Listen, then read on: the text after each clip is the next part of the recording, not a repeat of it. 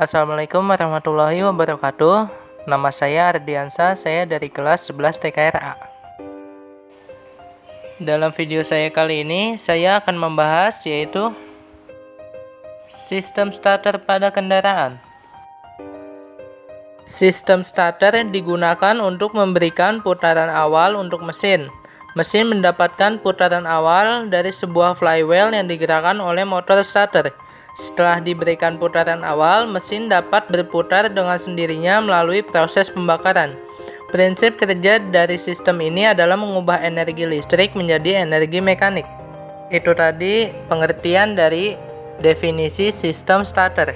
Berikutnya kita akan masuk ke komponen sistem starter.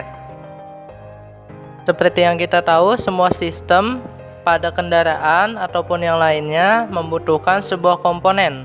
Tanpa adanya komponen, sebuah sistem tidak akan berjalan sesuai yang diinginkan, maka perlu sebuah komponen.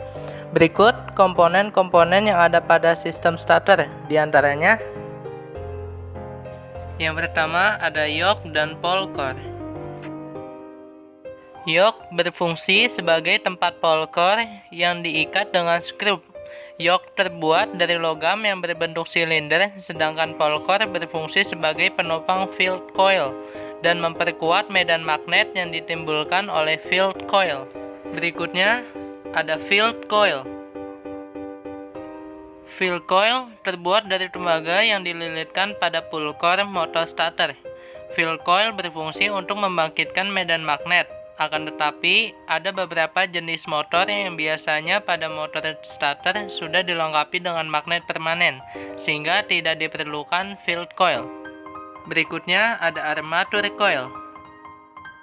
Armatur coil berfungsi untuk mengubah energi listrik menjadi energi mekanik dalam bentuk gerak putar atau sebagai penghasil momen putar. Pada armatur terdapat komutator yang bersentuhan langsung dengan brush. Berikutnya ada armatur brake. Beda halnya dengan armatur coil, armatur brake berfungsi sebagai pengereman putar setelah lepas dari perkaitan dengan flywheel. Berikutnya ada drive lever atau tuas penggerak. Drive lever berfungsi untuk mendorong pinion gear ke arah posisi berkaitan dengan flywheel dan melepas perkaitan pinion gear dari perkaitan flywheel. Selanjutnya ada plunger. Plunger berfungsi untuk mendorong pinion gear dan mengikat drive lever. Berikutnya ada brush. Brush atau sikat yang terbuat dari tembaga lunak berfungsi untuk meneruskan arus listrik dari field coil ke armatur coil, langsung ke massa melalui komutator. Umumnya motor starter memiliki 4 buah brush yang dikelompokkan menjadi 2, yaitu brush positif dan 2 brush negatif. Selanjutnya ada magnetic switch. Magnetic switch atau saklar magnet digunakan untuk menghubungkan dan melepaskan pinion gear ke roda penerus, dan dari roda penerus sekaligus mengalirkan arus listrik yang besar pada sirkuit motor starter melalui terminal utama.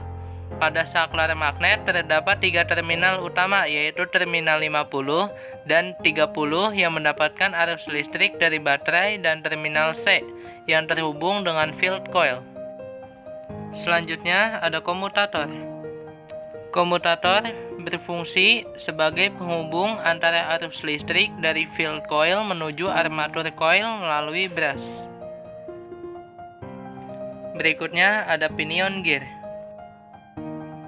Pinion gear atau drive pinion gear bentuknya menyerupai roda gigi dan terletak pada ujung pinion shaft. Fungsinya adalah untuk menghubungkan gaya putaran motor listrik ke engkol poros mesin melalui flywheel. Memang memiliki diameter lebih kecil dibandingkan flywheel, namun mampu memutar engkol mesin berkat perbandingan gigi yang dimilikinya. Berikutnya ada starter solenoid. Starter solenoid berfungsi sebagai penggerak drive pinion serta memberikan tegangan pada bagian motor utamanya. Namanya solenoid karena berbentuk kumparan. Komponen ini dibagi ke dalam dua jenis kumparan, meliputi pull-in coil dan hold-in coil. Selanjutnya, komponen yang terakhir yaitu motor housing. Motor housing atau bisa juga disebut sebagai wadah. Tentunya housing digunakan untuk meletakkan berbagai komponen pada sistem starter. Materialnya terbuat dari bahan logam dengan bentuk tabung, yang bertujuan untuk melindungi semua komponen-komponen yang ada pada sistem starter. Itu tadi komponen-komponen yang ada pada sistem starter. Untuk lebih memahami tentang materi ini, kita perlu memahami satu bagian lagi, yaitu cara kerja sistem starter. Karena tadi kita sudah membahas dan memahami masing-masing komponen dan fungsi yang ada pada sistem starter, sekarang kita akan memasuki bagaimana cara kerja sistem starter. Berikut ini cara kerja dari sistem starter. Cara kerja sistem starter memiliki 3 tahapan. Yang pertama, pada saat posisi starter switch, ignition switch atau kunci kontak berada pada saat posisi start. Yang kedua, pada saat pinion gear berkaitan penuh. Yang ketiga, pada saat posisi starter switch atau ignition switch atau kunci kontak berada pada posisi kunci kontak on. Cara kerja yang pertama, pada saat posisi kunci kontak pada kondisi start, di mana pada posisi ini arus mengalir ke terminal 50 sampai ke hold-in coil sampai ke massa. Arus baterai mengalir ke terminal 50, ke pull-in coil, ke field-in coil, dan armatur sampai ke massa. Pada saat ini, hold-in coil dan pull-in coil membentuk gaya magnet dengan arah yang sama, maka menyebabkan kontak plate bergerak ke arah menutup main switch atau menghubungkan terminal 30 dan C, sehingga drive lever bergerak menggeser starter clutch dan pinion gear berkaitan dengan ring gear atau flywheel. Selain itu, arus yang mengalir ke field coil pada saat ini relatif kecil, maka armatur berputar lambat yang memungkinkan pinion gear dan ring gear atau flywheel berkaitan dengan lembut. Berikutnya, pada saat pinion gear berkaitan penuh, arus baterai mengalir ke terminal 50, ke hold-in coil, lalu ke massa. Kemagnetan hold-in coil akan menahan kontak plate menutup main switch atau terminal 30 dan terminal C, dan juga menahan drive lever agar pinion gear tetap berkaitan dengan ring gear atau flywheel.